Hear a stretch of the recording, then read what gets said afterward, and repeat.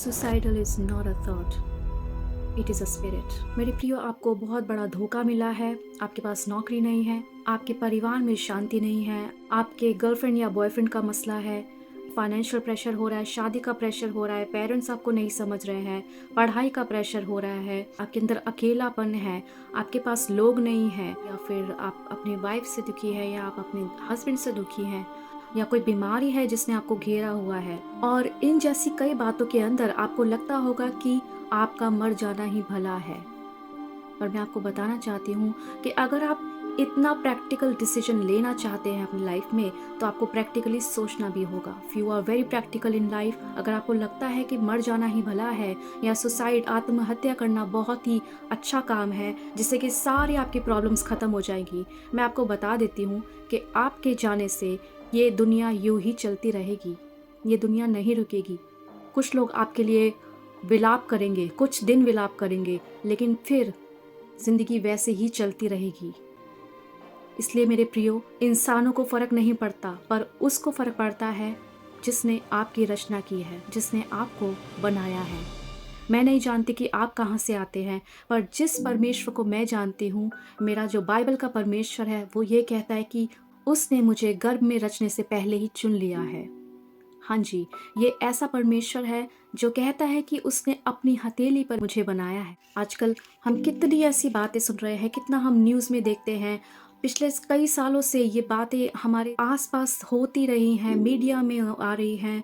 Bollywood is the biggest example. Bollywood में ये बहुत आए दिन हो रहा है, और ये बातें हमारे कानों में, हमारे मस्तिष्क में, हमारे कॉन्शियसनेस में डाली जा रही हैं ताकि वो हमारे अंदर बैठ जाए। ये एक एटमॉस्फेयर बन जाता है मीडिया के थ्रू और सोशल मीडिया के थ्रू। वो आपको कहीं ना कहीं वो आपके विचारों में बैठ जाता है, तो आप उसको खोजबीन करते हैं, आप चाहते हैं कि आपको और डिटेल पता लगे। इससे क्या हो रहा है, इससे आपके ऊपर वो चीज़ें प्रबल हो रही है, प्रिवेल कर रही हैं आपके ऊपर, विच आपको नहीं करना चाहिए ऐसा।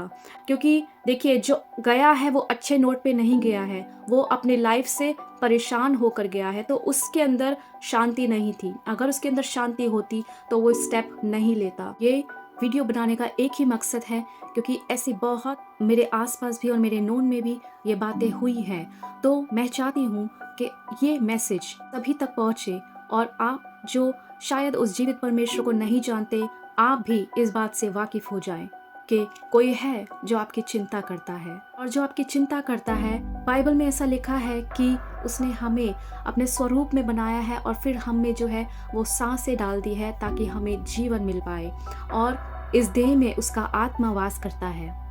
वो ऐसा परमेश्वर है कि जो आपके विचारों को दूर ही से जान लेता है। उसको पता है कि आपको किस बात की घटी है, लेकिन शायद हम उससे बहुत दूर हैं, इसलिए हम उसके करीब नहीं जा पाते, और इसी वजह से ये विचार हमारे मन में आते हैं। जी हाँ, मैं भी ऐसी ही थी। I was just like this. मेरे पास भी जब कोई सोल्यूशन नहीं होता, जब तक मैंने प्रभु यीशु मसीह को नहीं जाना था, और जानने के बाद भी ये बातें मेरे जीवन में थी, क्योंकि मैंने उसको जाना तो था पर पहचाना नहीं था। मैं जानती थी कि उसने मुझे अपने स्वरूप में बनाया है, और वो मुझसे बहुत प्रेम करता है। बट एक फेज़ ऐसा था मेरी लाइफ में जब मुझे भी मन किया कि मैं गिव अप कर दूं, पर उसी समय परमेश्वर ने मेरा हाथ थाम लिया। हालेलुया। आपके डिसीजंस बहुत महत्वपूर्ण हैं आपकी खुद की लाइफ के लिए, और आपके खुद के अनंत काल के जीवन के लिए। मेरे प्रियो, बाइबल में एक इंसिडेंट है, बाइबल में एक सच्ची घटना है। ये बताया गया है कि एलिया नाम का एक नबी था, यानी कि एक भविष्यद्वक्ता, एक प्रॉफिट था। वो जो परमेश्वर की ओर से थे, और उनके मन में भी ऐसे कुछ विचार आए। वो डिप्रेस्ड हो के अपनी लाइफ से, क्योंकि उनके पीछे बहुत शत्रु थे और उनको मारना चाहते थे। तो उसने सोचा कि before they kill me, let me kill my self. मेरे शत्रु मुझे मारे, इससे बढ़िया मैं खुद ही मर जाता हूँ। और उसने परमेश्वर से मौत मांगी। पर मेरे प्रियो, बिकॉज वो परमेश्वर के नबी थे, वो परमेश्वर को जानते थे और परमेश्वर उनको जानते थे, इसी वजह से परमेश्वर की इच्छा में ये बिल्कुल नहीं था, और परमेश्वर ने उसको जीवित ही अपने पास बुला लिया, जीवित ही उठा लिया। सो बात सिर्फ यहाँ पे शरीर की नहीं है, यहाँ पे बात एक आपके आत्मा की है। क्योंकि देखिए, आत्मा अमर है, ये हमने हर कहीं पढ़ा है, ये हम जानते हैं। पर अगर ये जब आत्मा अमर है, तो क्या सुसाइड होके या आत्महत्या करके आप सोचते हैं कि आप स्वर्ग जाने पाएंगे? बिल्कुल नहीं मेरे प्रियो।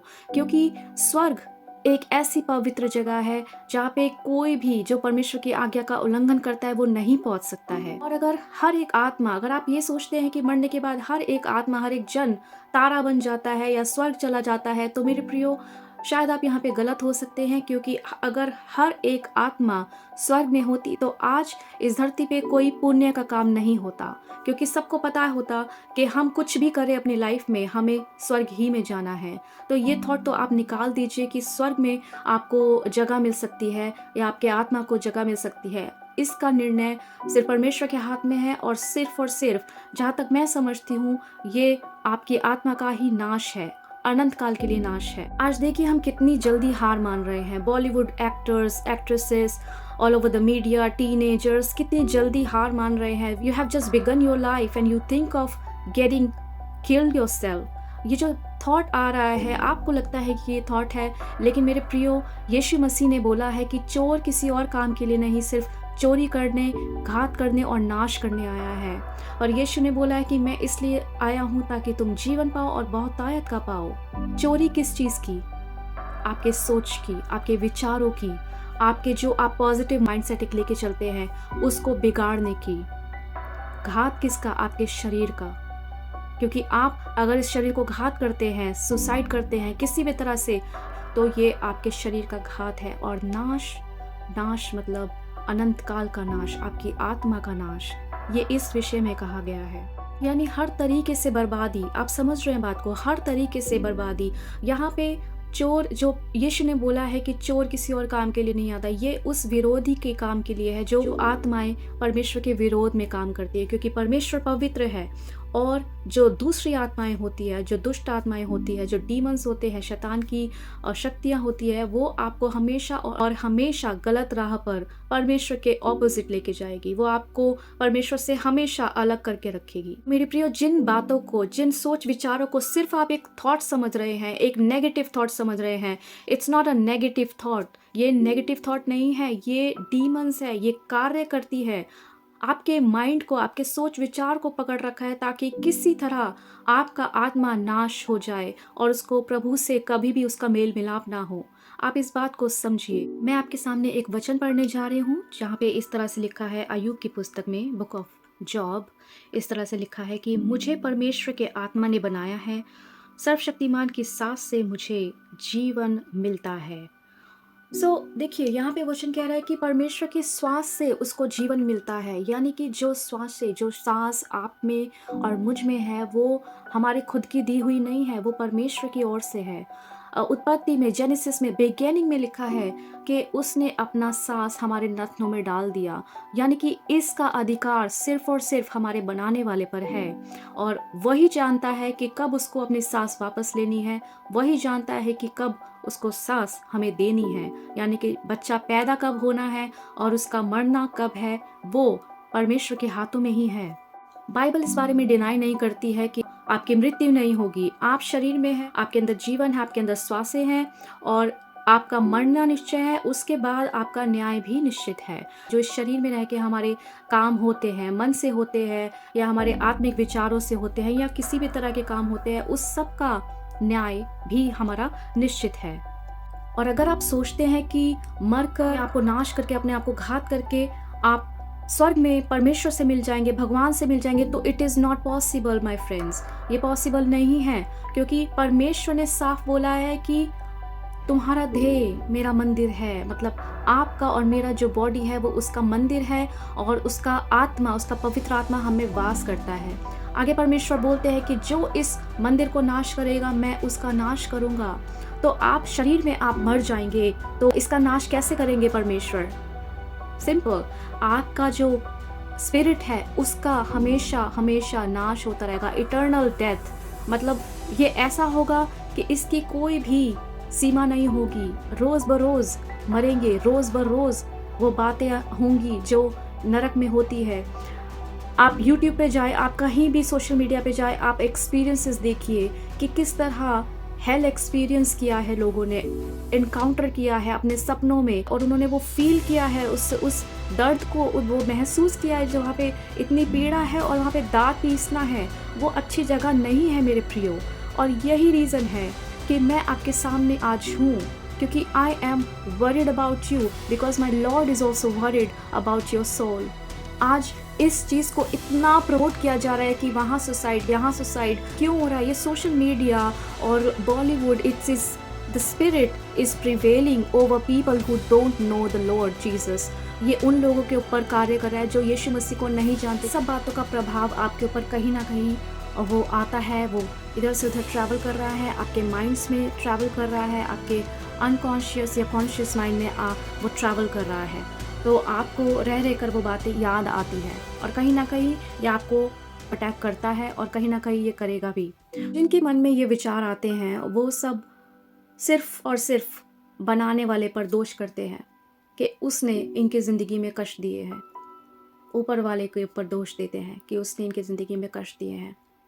पर मेरे प्रियो, अगर उसे आपकी ज़िंदगी में इतने ही कष्ट देने होते तो वो आपको बनाता ही क्यों? अगर उसको आपका ऐसा ही अंत करना था तो वो इतनी मेहनत क्यों करता आपके ऊपर? आपको कोई जानवर या कीड़े मकोड़े बनाता वो। लेकिन आपको उसने अपना सांस दिया है, आपको अपने स्वरूप में बनाया है, आपको एक अच्छा शरीर दिया है, शक्ल दी है, आँख नाक मुंह दिया है, इंसान बनाया है उसने। और परमेश्वर ने सबसे ज़्यादा इम्पोर्टेंस दी है, जो सबसे ज़्यादा मान किया है पूरी बाइबल में, वो इंसानों का किया है और तभी वो इंसानों का ही न्याय करेगा। मैं आपको बताना चाहती हूँ कि हेल जब बनाया गया था, जब नरक बनाया गया था, वो इंसानों के लिए नहीं बनाया गया था। वो उन दुष्ट शक्तियों के लिए बनाया गया था जिन्होंने परमेश्वर के विरुद्ध कार्य किया था, जिन्होंने परमेश्वर के अगेंस्ट जाके they rebelled upon god. But it was not for human, but because humans are being controlled by these demons, therefore they go to hell. And परमेश्वर की ये इच्छा नहीं है कि ऐसा हो। आज बहुत लोग अशांत हैं, बहुत लोगों के जीवन में ऐसी बहुत बातें हो रही हैं जिससे वो अपने आप से भाग रहे हैं, लोगों से भाग रहे हैं और अपनी सिचुएशन से भाग रहे हैं। But this is not a solution. आप अपने आप से भाग सकते हैं, लेकिन आप अपने बनाने वाले से कैसे भाग सकते हैं? यीशु आपको बुला रहे हैं। यीशु ने बोला है कि संसार में तुम्हें कलेश होगा, पर ढांढस बांधो, मैंने संसार को जीत लिया है। Behold I have won the world. Yes, परमेश्वर ने इस संसार को जीत लिया है और अगर हम उस पर पूरा भरोसा करेंगे तो क्यों ना हम उसके साथ रहने पाएंगे, क्योंकि वो ही तो हमारी धन्य आशा है। यीशु मसीह को सबसे अलग जो करता है वो उसका वायदा है। उसने बोला है कि जो उस पर विश्वास करता है, यदि वो मर भी जाए तो भी वो जीवित रहेगा। यानी कि उसका सोल, उसका स्पिरिट परमेश्वर के साथ जीवित रहेगा और वो स्वर्ग में परमेश्वर के पास जाने पाएंगे। कितना अच्छा वायदा है ये। ऐसे प्रोमिसेस मैंने कहीं नहीं देखे कि यीशु ने, जिस परमेश्वर ने हमें बनाया, उसने अपने मुख से ये बोलकर हमें ये ऐसे वायदे दिए हैं। और इसीलिए यीशु ने बोला कि स्वर्ग और पृथ्वी का सारा अधिकार मुझे दिया गया है और मृत्यु और जीवन की कुंजी सिर्फ और सिर्फ मेरे पास है। The key of your life and death is in the hands of Jesus Christ. My friends, suicide is never an answer. It is never going to give you anything, any benefit, but only the loss. The body, the soul, the spirit. Everything will be destroyed. सब कुछ नाश हो जाएगा। Suicide जो है वो कोई भी एक उत्तर नहीं है किसी भी सिचुएशन का। ये सिर्फ और सिर्फ आपको नाश करेगा। ये बातें परमेश्वर की ओर से नहीं है जो आपको अशांति दे। ये उस विरोधी का आत्मा है, उस शैतान का आत्मा है जो चाहता है कि ज़्यादा से ज़्यादा आत्माएं उसके नरक जैसे हिस्से में जाए और वो परमेश्वर के विरुद्ध जीत सके। पर ऐसा कभी नहीं हो सकता है। इसीलिए मेरे प्रियो, मैं समझती हूँ कि आपको शायद अब कुछ आप सोचेंगे, ये बड़े स्टेप लेने में आपकी आत्मिक जीवन में कुछ हलचल होगी और आपको एक थॉट आएगा कि नहीं, आपका जीवन बहुत ही मूल्यवान है, बहुत ही बढ़कर है, जिससे परमेश्वर प्रेम करते हैं। और मैं आपसे बस अंत में यही बोलूँगी कि आप सतर्क रहें, आप अलर्ट रहें। It's not human. आपको जो बोल रहे हैं, आपको जो प्रेशर है, जो गलत बातें आपके साथ हो रही है, वो इंसान में दोष नहीं है, वो इंसान गलत नहीं है, पर जो उसके अंदर होकर काम करता है वो है। तो आप उससे नफ़रत करें, आप उन इंसान से नफ़रत ना करें। आप ये समझिए कि ये आपके विरुद्ध जो है, विरोधी जो शैतान जिसको मैं बता रही हूँ, वो कार्य कर रहा है, लेकिन वो इंसान निर्दोष है, क्योंकि वो नहीं जानता कि वो क्या करता है। तो इसलिए जिस तरह परमेश्वर के वचन में लिखा है कि अपनी सारी चिंताएँ उसको दे दो, क्योंकि उसको तुम्हारा ध्यान है। और सचेत हो जाओ और जागते रहो, क्योंकि तुम्हारा विरोधी शैतान इसी ताक में है कि कब किसको फाड़ खाए। तो इन शब्दों के साथ मैं आपके लिए प्रार्थना करूँगी, और मैं चाहती हूँ कि आप अपने इस बहुमूल्य जीवन को, इस प्रीशियस लाइफ को वेस्ट ना करें, और इसके साथ खूब आनंद करें परमेश्वर में होकर, और खूब आप अच्छे काम करें और प्रभु से मेल मिलाप करें। सबको जय मसीह की। God bless everyone.